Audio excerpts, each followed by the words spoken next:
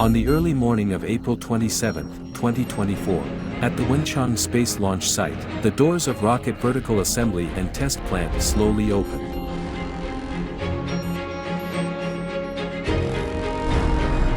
Long March 5Y8 carrier rocket emerged with banners waving from behind.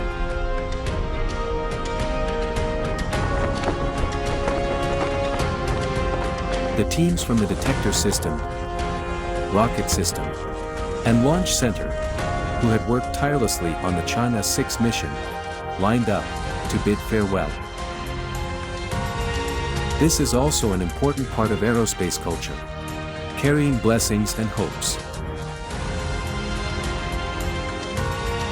Wenchang Space Launch Site, through these farewells, has grown increasingly mature. The number of launches in 2024 is expected to reach a new high.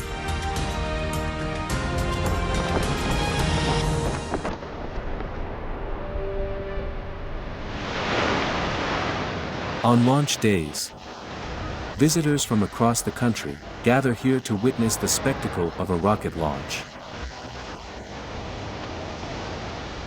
May 3, 2024, coinciding with the May Day holiday, saw approximately 100,000 people in Longlo to witness the launch of Chang'e-4.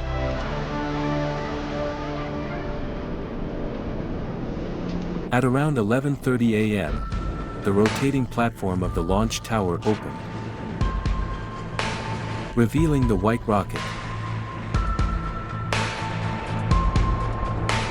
As the launch time drew near, the sky above the launch center changed dramatically. Dark clouds rolled in from the sea, and the sky grew darker. A sudden downpour began. 5 kilometers away from the launch tower, at Chishui Bay, the heavy rain pounded the beach, and the heads of nearly 100,000 people. But it did not dampen people's enthusiasm to witness the launch of Chang'e-4. At 17:27, the scheduled launch time, the rocket disappeared from people's view, just as the moment arrived.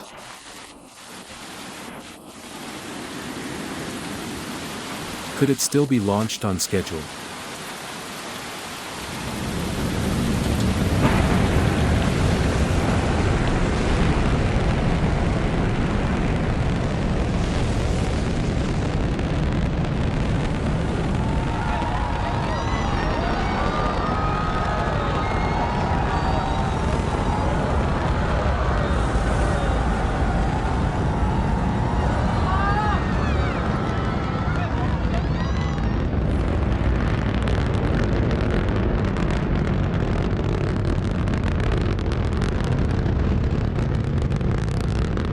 "80 seconds after liftoff, the rocket emerged from the thick clouds, with sunlight reflecting off its white body. 174 seconds, booster separation. 325 seconds, fairing jettison. 488 seconds, first stage separation.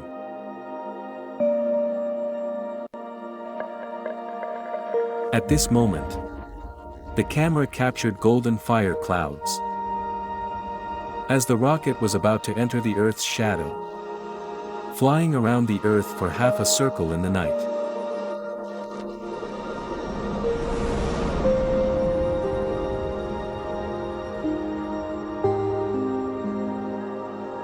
At 2056 seconds, an eerie bright spot appeared ahead in the flight path. And the spot was moving. What was it? Was it a UFO? Let's zoom in for a closer look. Oh, that's our destination, the moon. It silently crossed the field of view. The rocket was sending Chang'e-4 to a point ahead of the moon's orbit. 5 days later, Chang'e-4 would arrive at the moon's orbit, 380,000 kilometers away, to rendezvous with the moon. At 2,210 seconds, Chang'e-6 separated from the rocket and flew into the dark void of space. But there was no need to worry. Soon it would emerge from the Earth's shadow to greet the dawn of May 2nd in the Western Hemisphere.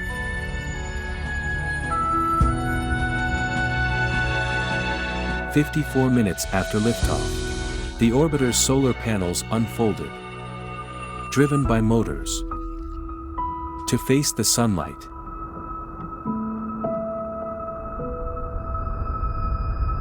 Where was Chang'e-6 heading?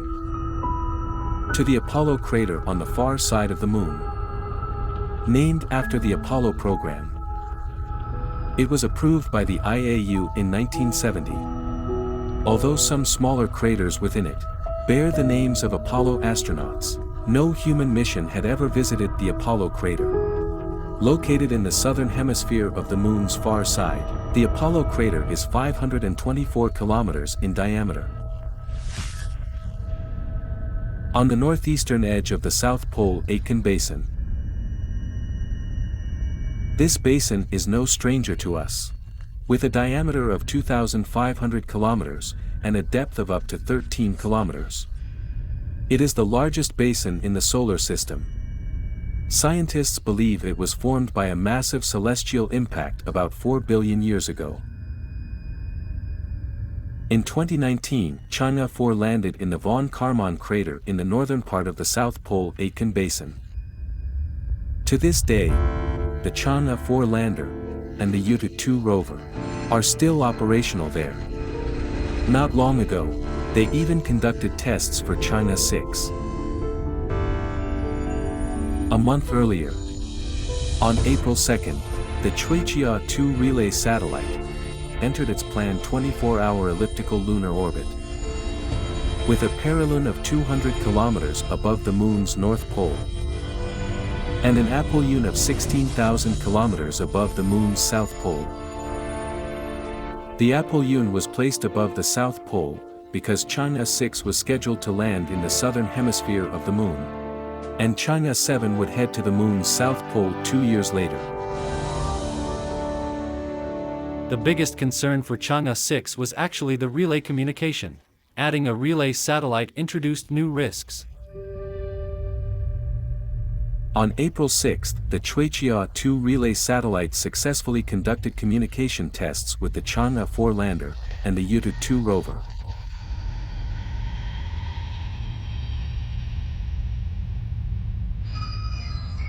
Let's take a close look at the Apollo crater. This crater, much larger than the von Karman crater, is actually a double-ringed impact basin. The inner ring is discontinuous and only the west and northeast sides can be seen, with a diameter about half that of the outer ring. It was formed like ripples in a lake, when a water droplet splashes and rebounds. This is how the Apollo crater was formed. Apollo crater was created when the impact energy was so immense that the lunar surface instantly melted,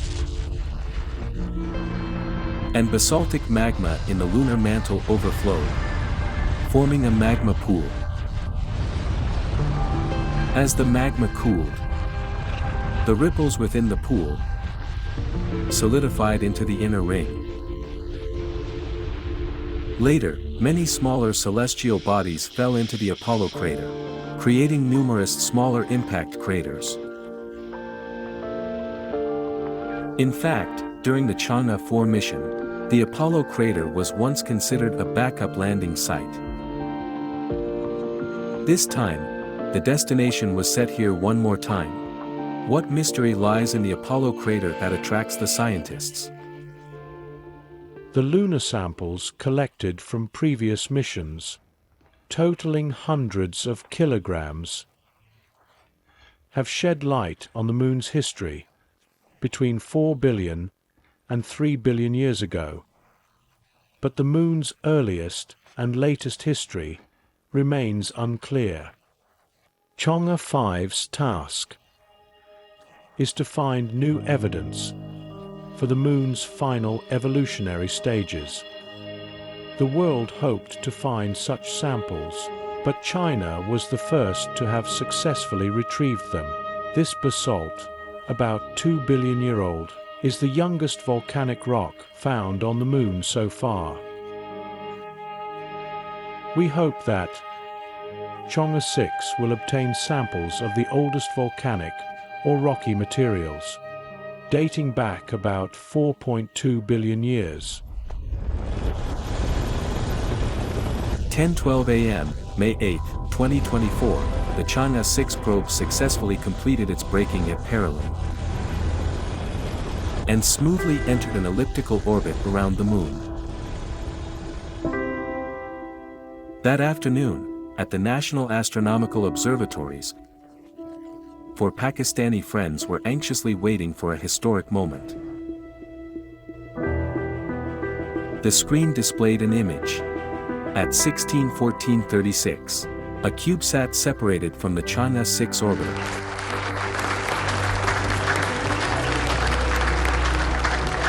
and captured a photo of the Moon. Pakistan thus joined the International Lunar Exploration Club.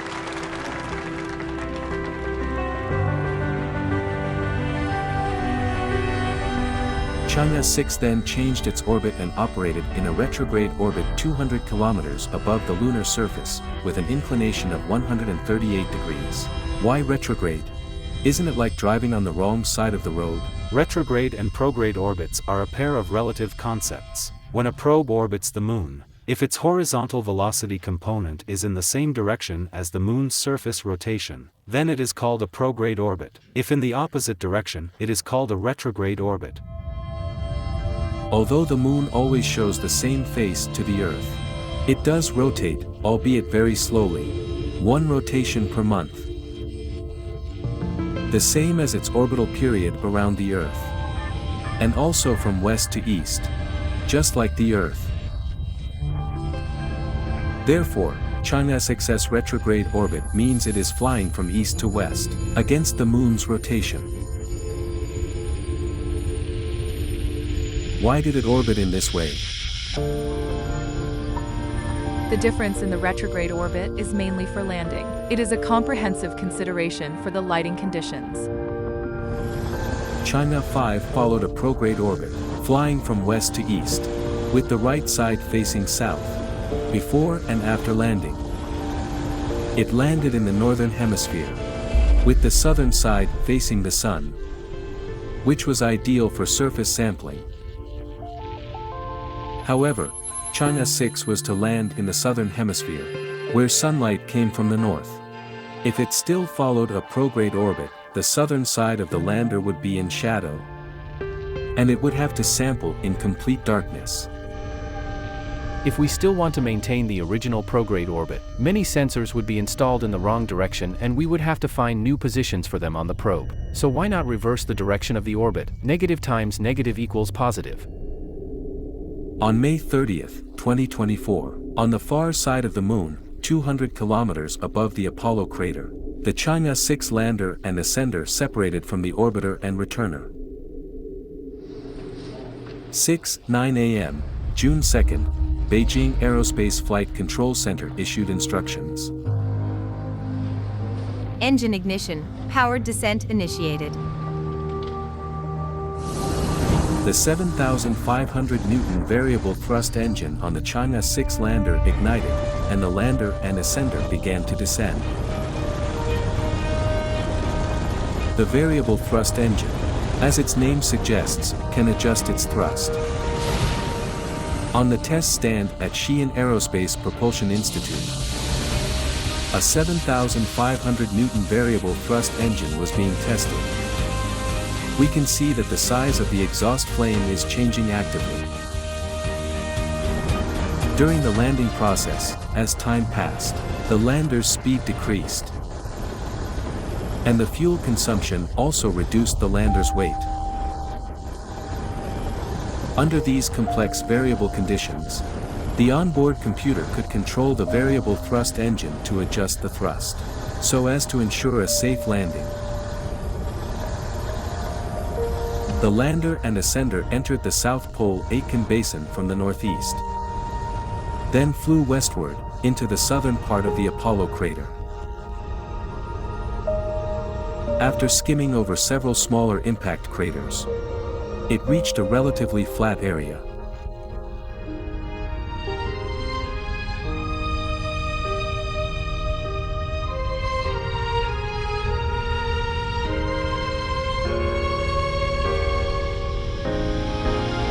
At 6:23 a.m., Chang'e 6 successfully overcame the challenge of landing on the Moon from a retrograde orbit, and touched down in the pre-selected landing area at the southern edge of the Apollo crater.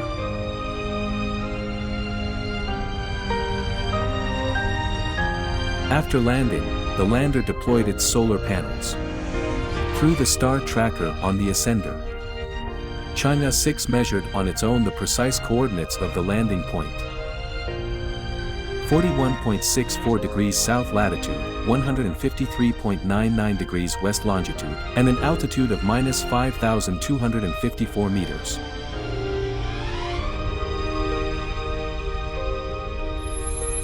At this moment, Chang'e-4 was positioned above the lunar south pole, having reached its aphelion.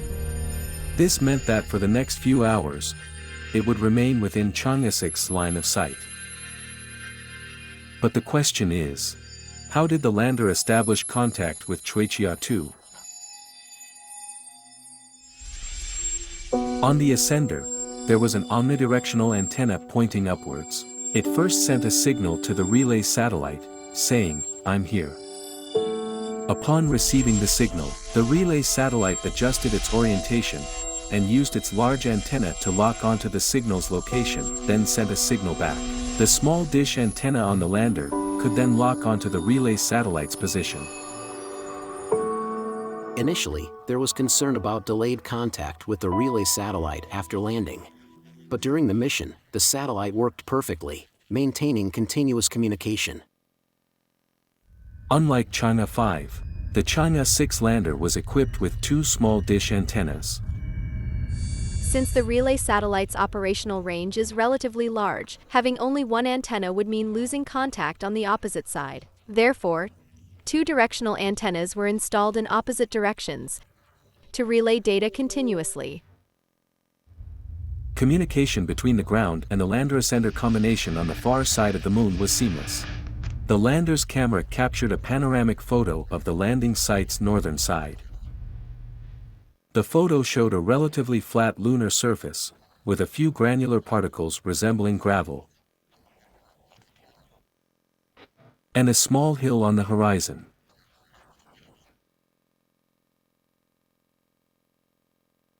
At 10:07 a.m. Beijing time, drilling began. From the view of the monitoring camera on the lander's south side, the drill rod entered the frame and effortlessly penetrated the lunar soil.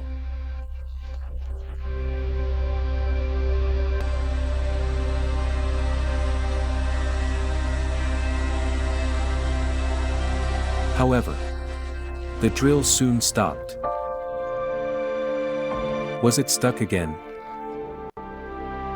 Chang'e 5 had previously encountered a hard layer about 0.7 meters below the lunar surface. 0.5.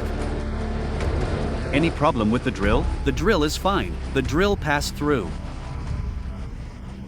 It worked. The lander's lunar regolith penetrating radar at its bottom detected significant gravel layers at 0.5 meters and 1 meter deep. We immediately changed our strategy by readjusting the drilling parameters. After the settings were done, there was a brief change in sample size, but it did not persist. When the drill reached 1,035 millimeters, the sample size decreased again, indicating a small stone blocking the drill hole at 1 meter deep. What to do? To continue drilling would necessarily require an increase in power. However, the risk of doing so is that it might dislodge the samples already collected.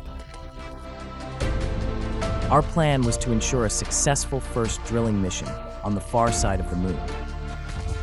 So we decided to stop the drilling at this point. The next step was core extraction. The core sample bag, a thin, finger-sized soft bag made of very fine threads, is located between the inner and outer walls of the drill rod. Now we needed to pull it out of the drill rod and wind it around the shaping mechanism at the top of the ascender. During the drilling process, some particles had gotten stuck inside the drill, causing it to jam. These particles might also flip inside the soft core sample bag, or the core sample tube during the extraction process. It seemed that the core bag was blocked by some crushed rocks at a depth of around 0.5 meters. Could we still retrieve the samples? The extraction process was to drill downward while winding the core bag upward. But the bag was now tightly stuck and couldn't be wound properly. We needed to increase the extraction force, namely the motor's pulling force. Fortunately,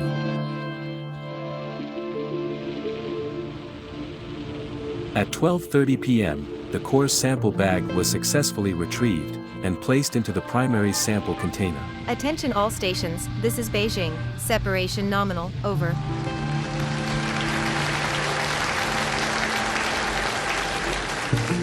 The following lunar surface sampling work would have to wait for several hours, because Chang'e-4 would soon move out of the lander's field of view and fly over the northern hemisphere and the near side of the moon. During this period, it would not be able to provide relay services. We would have to wait for the relay satellite to re-emerge from the south. This area was smooth. A few scoops here on the right side. It's an ideal spot. Experts from national astronomical observatories, after analyzing the panoramic images, had identified the ideal points for surface sampling. Unlike Chang'e-4, there was a large rock in the lower right corner. There were no large rocks at Chang'e-6 landing site, but there were some stones at the sampling location on the right side. To enhance the scientific value of the samples, according to our design, we were willing to collect all samples that were no larger than 5 centimeters in size. Chang'e-6 could take a brief rest on the moon. Yet people on Earth were not idle. The sampling team had to conduct a full-scale simulation of the surface sampling procedure at the simulation site in China Academy of Space Technology.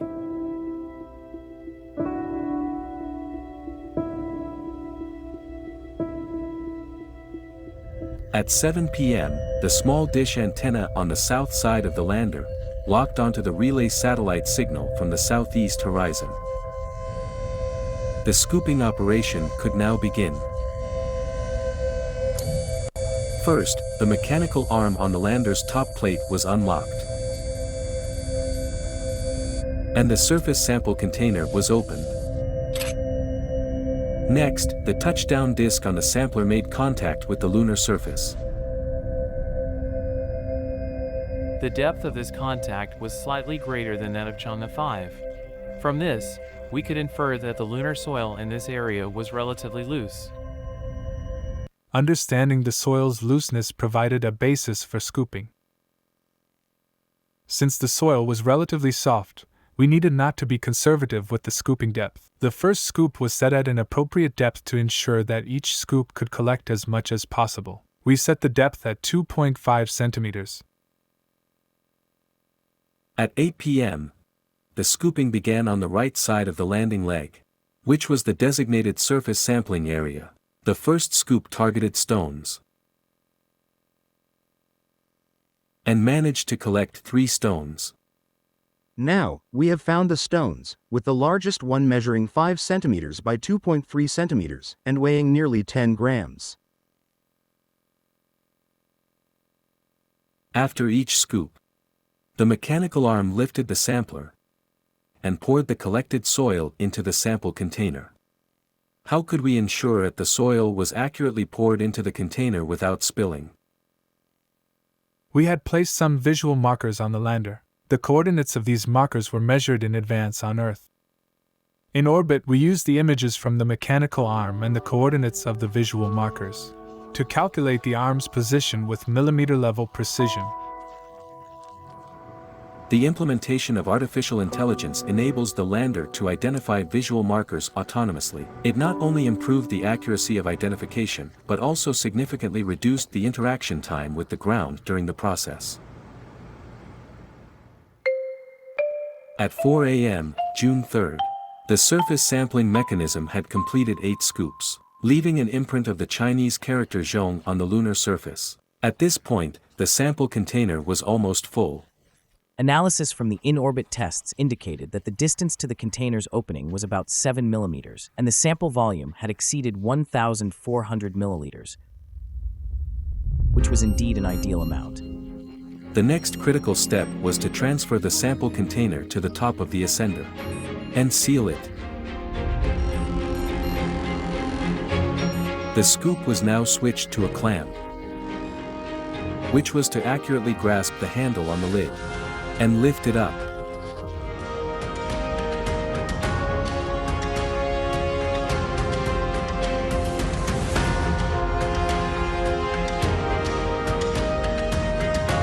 At 5:10 a.m., the sampling container, resembling a stainless steel thermos, was lifted by the mechanical arm.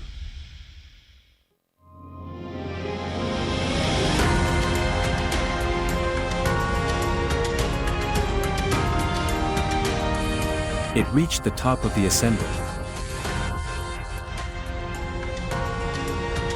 and was then carefully adjusted and slowly inserted into the storage vessel. The sampling work was completed 5 hours ahead of schedule. Chang'e-4 has successfully completed its mission on the far side of the moon. This was not only a milestone for us Chinese, but also represented a significant achievement for all mankind. It was the first time that materials from the far side of the moon were brought back to Earth, marking a significant moment in human history. This is indeed a historic moment. The first sampling mission on the far side of the moon in human history has been successfully completed. A few moments later, another 5-star red flag was unfurled on the moon, joining the 2 flags on Chang'e-4 and Yutu 630 kilometers away. Together, they pass on China's voice, on the far side of the moon.